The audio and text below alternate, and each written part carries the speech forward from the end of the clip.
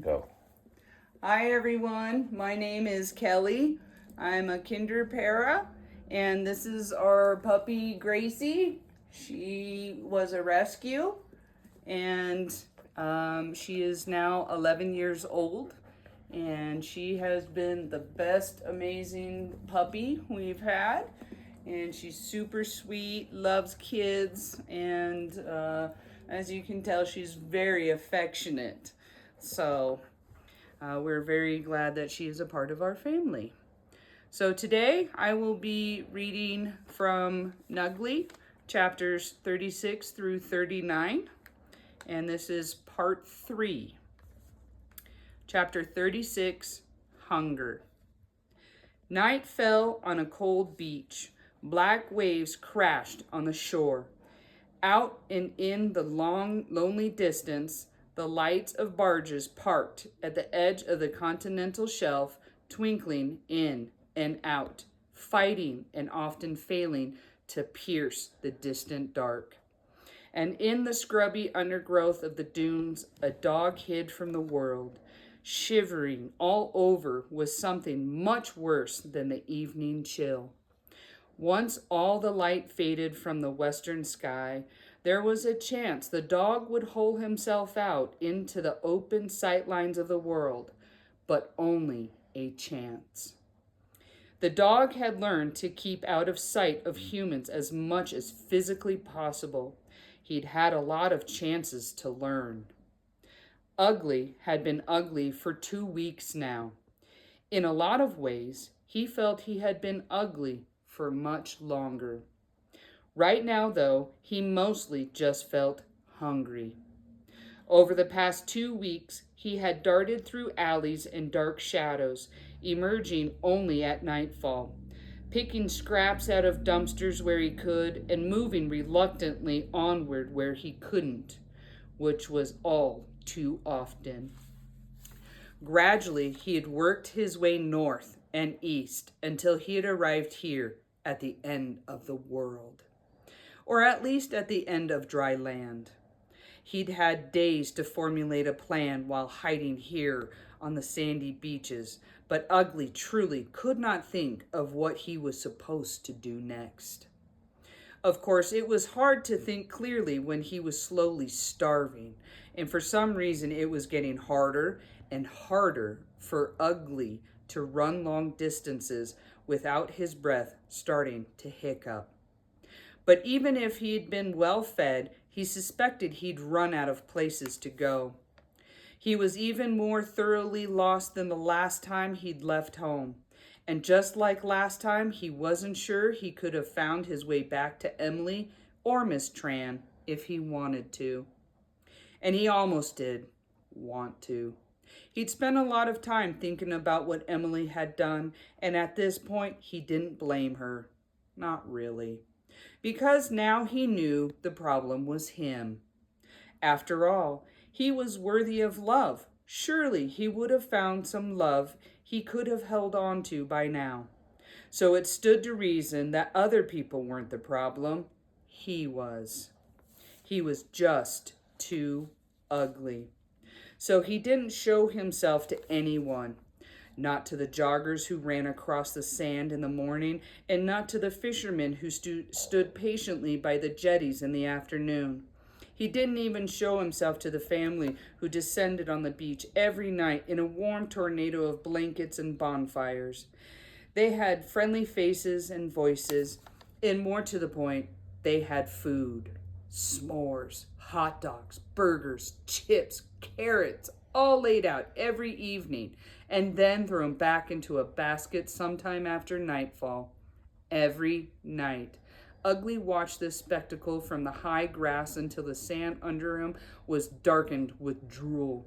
But every night he remembered who he was and how he looked. And so every night he buried himself deeper in the sand, hoping the roar of the ocean would be louder than the roar of his stomach. In his hungriest moments, staring at what he had come to think of as the night family, Ugly felt his hunger grow into a longing for something more than food. The night family The Knight's family numbers changed every evening. Sometimes a man, a woman, and 4 children. Sometimes just the woman, but with 2 teens and 3 kids. Sometimes 6 or 7 kids, all of varying ages. Splashing in and out of the surface and shrieking happily.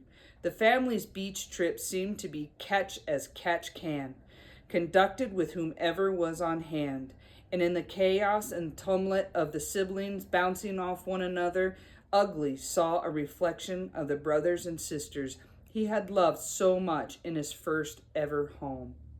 The way they careened off one another, finding the jokes in everything, in splashing too much or not splashing enough, in throwing their fries to hungry seagulls, fries to a hungry seagull, in the way one boy, quiet and unshrieking, kept his shirt on to swim, claiming it had him warmer even in the fridge water. Of the ocean, it all reminded Ugly of Wendy and Bacon and Pepper and Biscuit and Frosty and cheese fries and Sprite. What would they have said if they could see him now? Would they still recognize him as one of their own? As someone who belonged? No, Ugly didn't belong anywhere. Thinking of the horror in his face if they saw his face, Ugly resolved to stay hidden grew stronger and stronger. But every night, Ugly was getting hungrier and hungrier. He wondered sometimes what would get him first, the hunger or the loneliness. Geez, this is getting pretty dark. Let's check in with someone happier, shall we?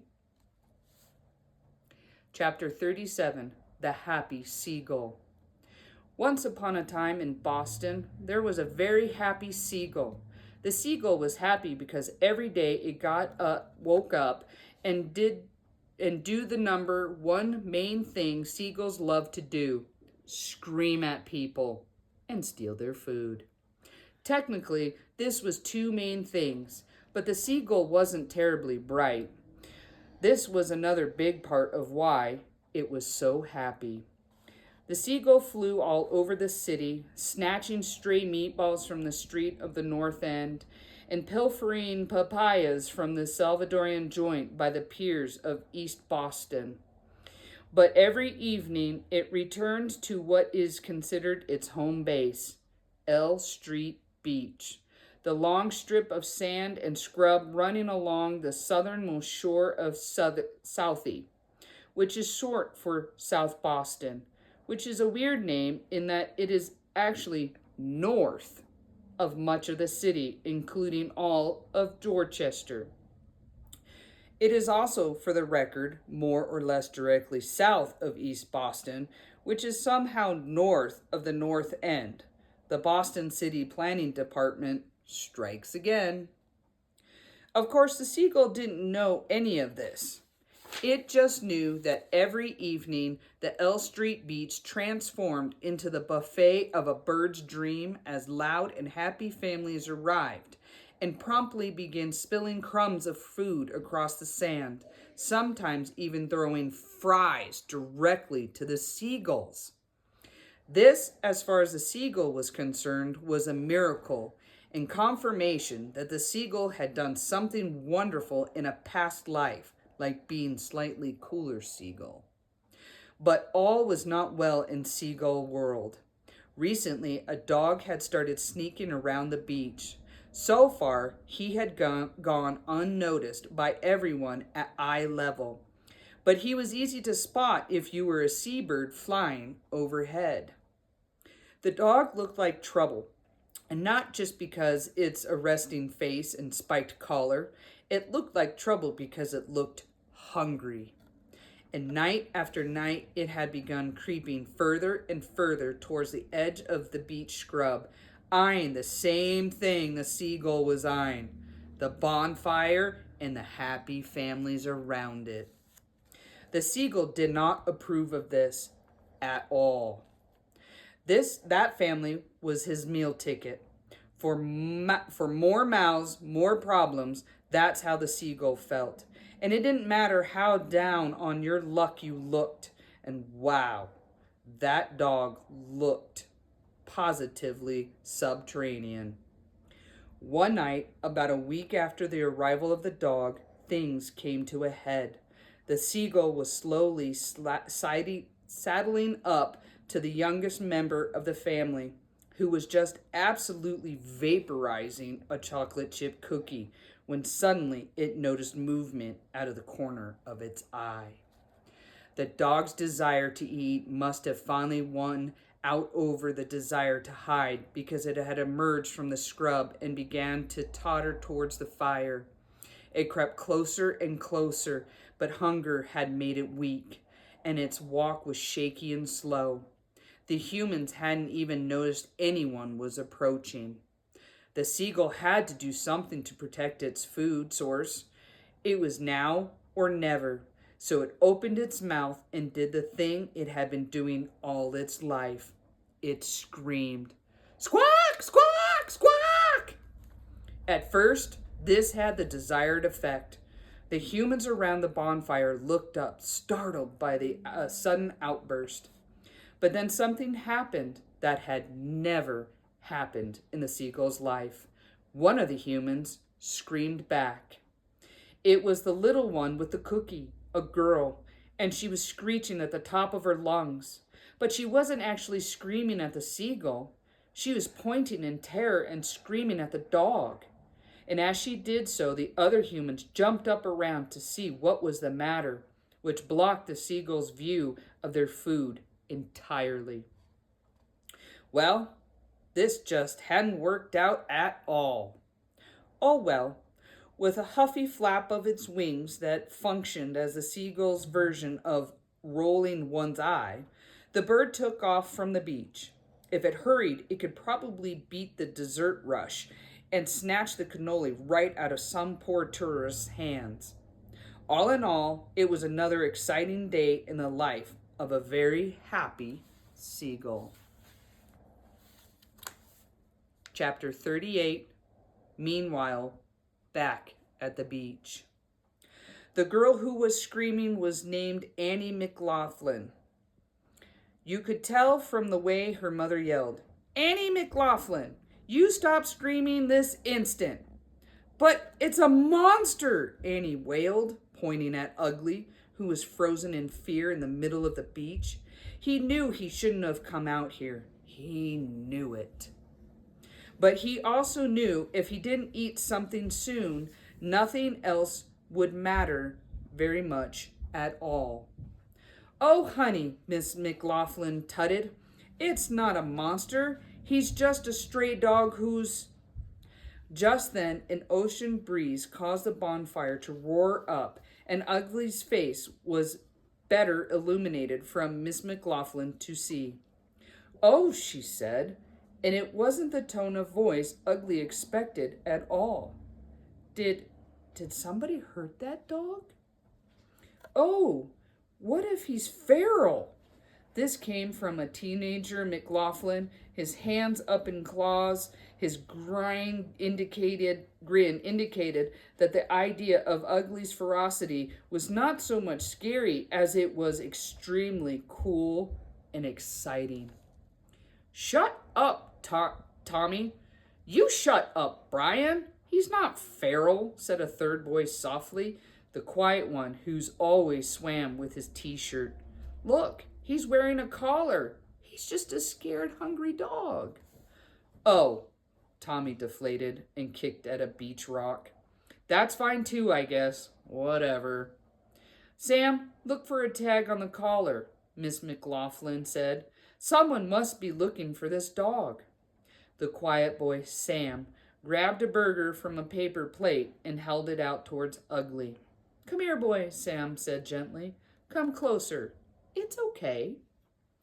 Almost every instinct in Ugly's body screamed to move away, to run out of sight of this child. Almost every instinct save one. And that was the most important instinct of all. He crept closer to the boy and the burger. "There's no tags," Sam said as the dog moved further into the firelight. "No address or anything. It just says..." What? Sam turned to his mother. It just says ugly. This time, when Mrs. McLaughlin looked at the stray dog, she examined it with her mother's eye.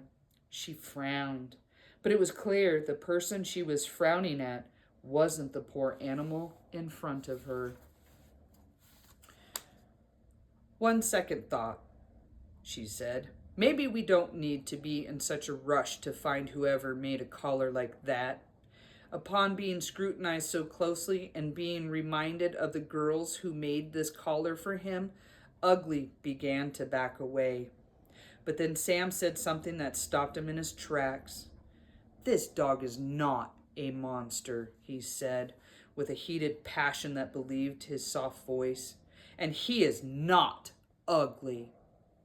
That shouldn't be his name. We should call him... Who said we're calling him anything? Shut up, Tommy. Shut up, Brian. We should call him... Sam barely seemed to hear his brothers. Not ugly, no. Nuggly? Nuggly. He threw his arms into the air. Eureka! And the burger he'd been holding went flying right out of his bun.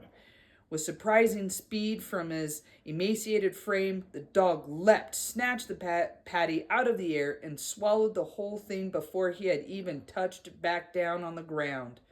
Good boy, Nuggly said. Two ears perked up. A tail started slowly to wag. He was still hungry.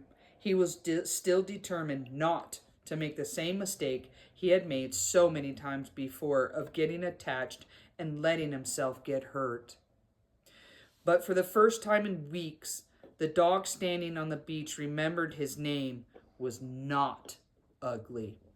Once, when he was loved, it had been Nugget. And now, somehow, this boy had stumbled upon a name that reminded him of who he'd once been, glided right over how he felt now, and looked forward to some possible brighter future. Nuggly. No longer Nugget, but not just Ugly. The dog who had just been deemed Nuggly moved forward and tentatively licked Sam's sandy ankle. It was a lick that said, thank you. It also said, got any more of those burgers? And it was that convinced McLaughlin, watching from the edge of the blanket, to make an executive decision. That dog, she said, is coming home with us now. Chapter 39, Triple-Decker Sandwich. Home from the McLaughlins was the triple-decker, a skinny third-floor apartment building on Old Harbor Street on the south side of Southie, and the McLaughlins were grateful for all 3 floors of space. On the triple-decker, quietest mornings, there were at minimum 10 people banging in and out of the bathrooms, frantically getting ready for the day ahead. Mr. McLaughlin, Mrs. McLaughlin, Mrs. McLaughlin's mother, and the 7 McLaughlin children, who were, in order from eldest to youngest, in order, Tommy, Brian, Nell, Sam, the twins, Janie, and Joey, and of course, little Annie McLaughlin. But that was just the start of it, because it turned out Nuggly was not the only soul who had been taken in at the McLaughlin house. Between cousins in need of a couch to crash on, down and out uncles, up and up aunts, and various kids' girlfriends, boyfriends, or friends, the triple-decker was permanently stuffed to the gills with people, but also with love, which Miss McLaughlin insisted was the secret to making it all work. Because it sure as heck isn't the money. The McLaughlins' resources may have been spread thin, but they were generous in time, affection, and this could not be stated enough. Food. Within minutes of arriving back at the triple-decker, someone had dug up a dusty old cat bowl from a cupboard And just then, Nuggly was feeling away as another good reason not to trust these people. Someone else pulled a corned beef sandwich out of the freezer and began heating it up to drop in Nuggly's new bowl, causing him to begrudgingly acknowledge that he may in fact be open to the use of said bowl. While Nuggly inhaled his dinner, the McLaughlin children fell about fighting over who got the honor of hosting their new housemate in their room for the night, until Mr. McLaughlin stepped in to clarify that no one would be sleeping with the unknown stray dog in their room. And by the way, was Miss McLaughlin's willing to step into the living room, maybe discuss a little bit of her thought process here.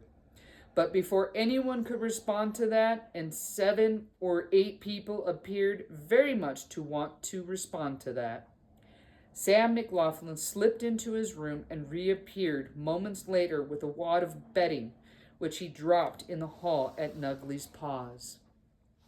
If he's going to sleep in the hall, he said, he should at least be comfy. Mrs. McLaughlin smiled at her son and then at her husband. "Great thinking, kiddo," she said. Nuggly was inclined to agree. After weeks of upending worriness and no consistent sleep schedule, he was exhausted.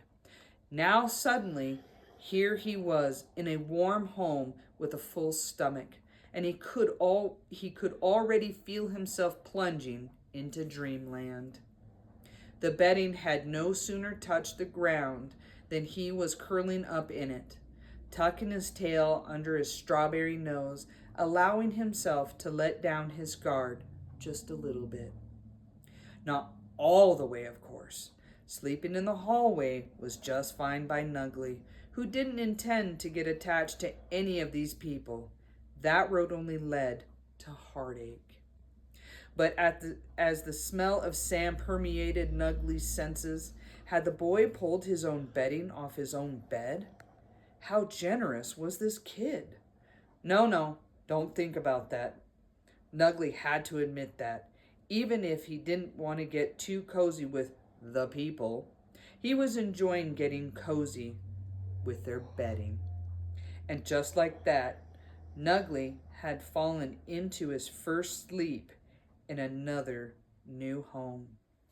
I hope you enjoyed our reading for the day. Thank you.